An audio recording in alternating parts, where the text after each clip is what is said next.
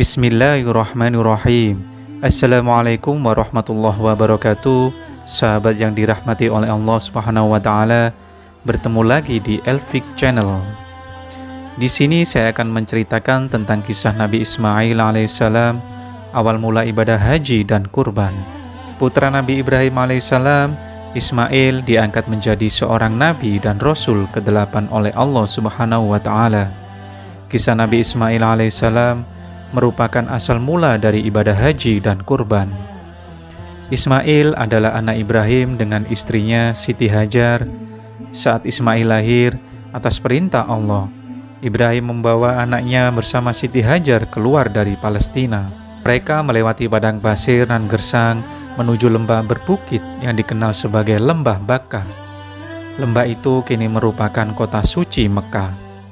Di lembah itu, Nabi Ibrahim membuat tempat berteduh dengan makanan dan minuman seadanya. Nabi Ibrahim lalu kembali ke Palestina sambil terus berdoa untuk keselamatan Siti Hajar dan Ismail. Setelah berhari-hari di padang pasir, Siti Hajar kehabisan makanan dan minuman untuknya serta Ismail. Ismail kecil menangis kehausan ingin menyusu. Siti Hajar lalu berlari ke sana kemari mencari air untuk putranya. Dia berlari di antara dua bukit, yaitu Safa dan Marwah. Kisah ini menjadi asal mula rukun ibadah haji yang dikenal dengan sa'i atau berlari-lari kecil sebanyak 7 kali antara bukit Safa dan Marwah. Saat Siti Hajar kelelahan, dia mendengar suara yang memanggilnya untuk membawa Ismail ke tempat tersebut.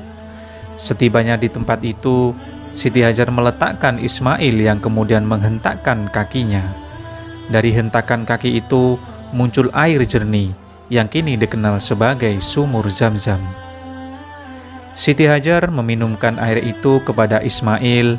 Sumber air itu membuat suku Jumhur berbondong-bondong mendatangi lokasi tersebut. Dalam beberapa tahun, Lembah Bakkah berkembang menjadi tempat yang ramai penduduk. Ismail dibesarkan oleh ibunya Siti Hajar di Makkah. Nabi Ibrahim alaihissalam yang tinggal di Palestina rutin berkunjung ke Mekah. Hingga Ismail menginjak usia remaja, Nabi Ibrahim menyampaikan bahwa ia mengalami mimpi buruk. Nabi Ibrahim alaihissalam mengatakan bahwa Allah Subhanahu wa taala memerintahkannya untuk menyembelih Ismail. Nabi Ibrahim lalu meminta pendapat Ismail. "Hai anakku, sesungguhnya aku melihat dalam mimpi bahwa aku menyembelihmu. Maka pikirkanlah apa pendapatmu," kata Ibrahim. Lantas dengan gagah berani, Ismail meminta ayahnya untuk melakukan perintah Allah itu. "Wahai bapakku, kerjakanlah apa yang diperintahkan Allah kepadamu. Insya Allah, kamu akan mendapatiku termasuk orang-orang yang sabar," kata Ismail. Percakapan ini terdapat dalam Al-Quran, Surat Asy-Syaffat, ayat 102. Dengan penuh ketaatan, Nabi Ibrahim alaihissalam melaksanakan perintah Allah Subhanahu wa taala. Ismail meminta ayahnya untuk mengikatnya dengan tali dan menanjamkan pisau agar tidak meronta dan kesakitan saat disembelih.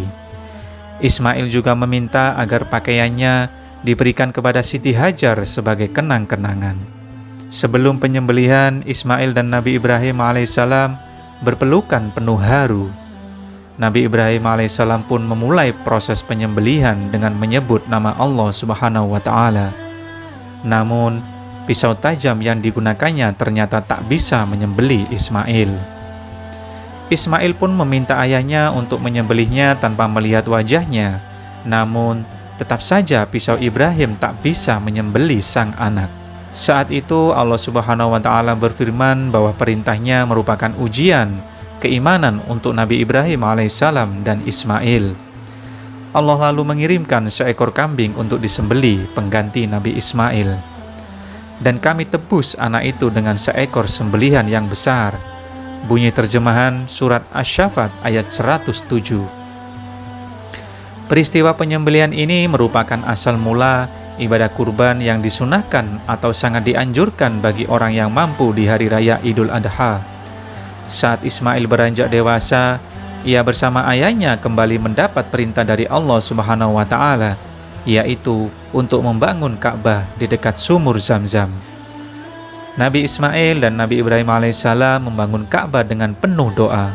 Allah Subhanahu wa taala lalu mengajarkan kepada Nabi Ibrahim alaihissalam dan Ismail beribadah di Baitullah, yang kemudian menjadi asal mula ibadah haji yang terus dijalankan dari umat Nabi Ibrahim hingga Nabi Muhammad SAW.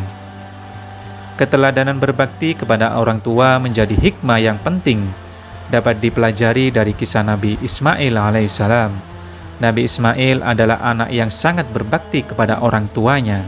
Jika ingin mencari figur keteladanan, lihatlah Nabi Ismail alaihissalam. Demikianlah kisah Nabi Ismail alaihissalam dan awal mula ibadah haji dan kurban. Semoga kita bisa memetik hikmah dan manfaat dari kisah Nabi Ismail alaihissalam. Terima kasih. Wassalamualaikum warahmatullahi wabarakatuh.